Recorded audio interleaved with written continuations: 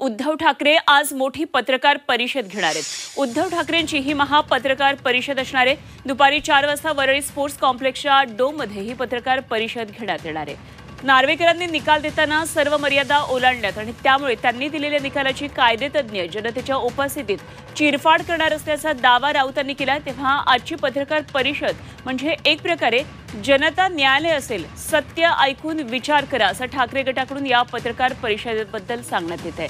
त्यामुळे या पत्रकार परिषदेत आज काय काय गौप्यस्फोट होणार याकडे सर्वांचंच लक्ष लागलंय। विधानसभा अध्यक्षांची अंत्ययात्रा का निघते आहे? विधानसभा अध्यक्षांना तिरडीवर टाकून लोक स्मशानाकडे का निघालेले आहेत? हे चित्र जरी महाराष्ट्राला शोभणार नसलं तरी का घडताय? या संपूर्ण निकालाची चिरफाड करणारी एक पत्रकार परिषद, महापत्रकार परिषद उद्धव ठाकरे हे जनतेच्या न्यायालयात घेणार आहेत। 16 तारखेला सायंकाळी 4 वाजता वरळीला डोम